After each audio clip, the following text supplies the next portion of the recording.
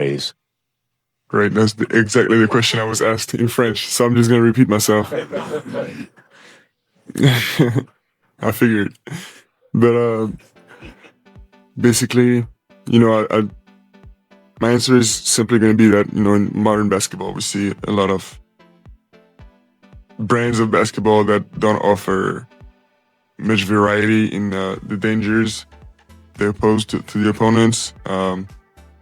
Lots of isolation, ball, and sometimes kind of forced basketball. And we try to propose a brand of basketball that can be described as more old school sometimes.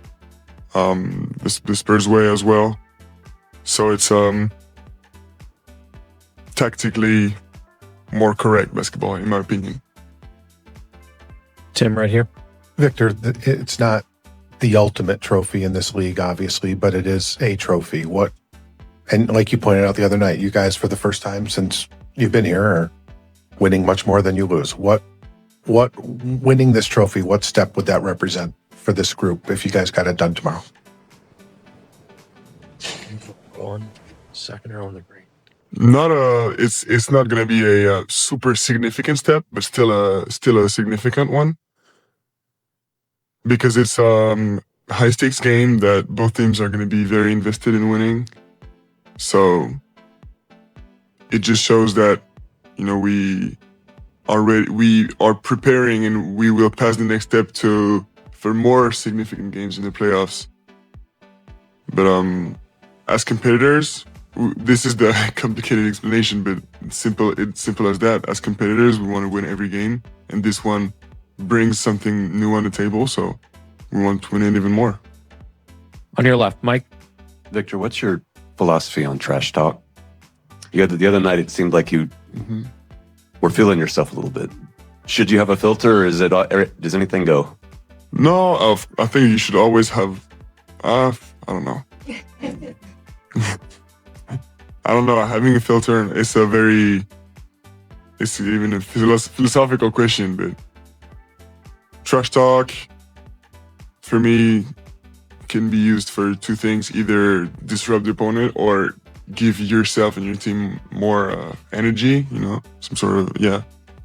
So it's some things like that on the court you don't want to control, and you don't want to have a filter, because it goes with the flow of the game, and you're not trying to stop you. If you want to do it, as long as it doesn't hurt the team and it's still correct in a humanly way, like you don't want to stop yourself from doing it if you're in that momentum. So I don't know, as long as it's natural and not forced. The border is of ethical and not ethical on the court is more difficult to observe. Over here, Robert, second row. Victor, you talked some earlier in the season about the differences in shot selection last year versus this year. If it wasn't a focus, at least thinking about that over the offseason. What's that actually look like in terms of film review and on the practice court if you're running drills to actually bring like a different shot selection mindset to the league this year? It starts with every shot being a review, every single shot of every season, every game. And yeah, just a relentless focus, because in my position, being a big, the game is much more physical. The impacts are much more physical, so it's always a fight with yourself and with your opponent to keep going towards the rim and to not fade away, because it's just too easy to when you get bumped to just fade away, but always going towards the rim to get the most efficient shots. That's always a mental fight. In the middle. Si je me souviens bien, l'année dernière, les Bucks, ils n'avaient pas du tout célébré la victoire. Après le match, ils étaient partis direct à Milwaukee, rentrés. Il y a 2 ans, les Lakers, tout l'inverse, ils avaient fait péter le champagne. Ah bon? Ouais, LeBron et AD à fond dans le vestiaire. Comment toi, tu vois la chose si jamais vous gagnez?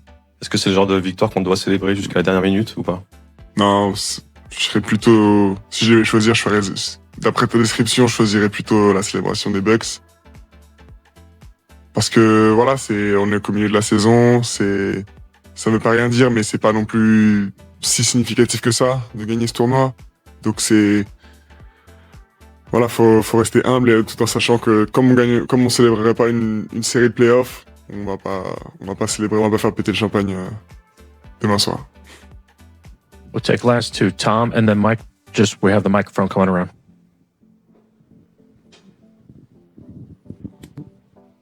Victor, what are the conversations going to look like with you and Mitch about, whether you start tomorrow, come off the bench, and what are your thoughts on it? It's gonna be a mix of different opinions, but at the end of the day, I'm ready, and even if I will have my own opinion, it will also be based on my thoughts and the thoughts of the staff. So I just said a bunch of nothing, but basically we're gonna discuss it. Michael, last one. Vic, I know you guys are playing the Knicks, but after a game like the other night, I'm curious as to what you think about this budding rivalry you have with OKC. I think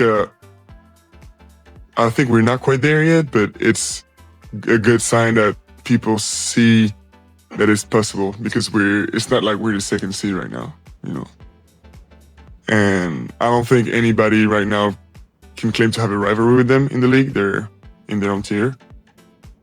But in the future, if we can, provided that the stage is this good and we reach that level, of course it'd be great to have a rivalry because if you're at the top. Ouais, bien sûr. Two on the aisle. You got him. C'est un peu abstrait, mais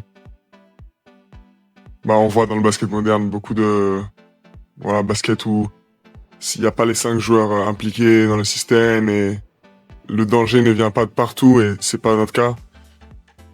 Voilà, on joue pas beaucoup d'isolation par exemple. Les 5 joueurs sur le terrain sont une menace constamment. Voilà, je trouve simplement que c'est un basket qu'on peut décrire parfois comme old school. Et mais voilà, c'est un peu abstrait, mais c'est ma vision des choses. Je peux rebondir rapidement. Toi, tu veux être MVP. Ça passe souvent par des grosses performances individuelles. Comment tu maintiens l'équilibre entre ces deux visions-là du basket?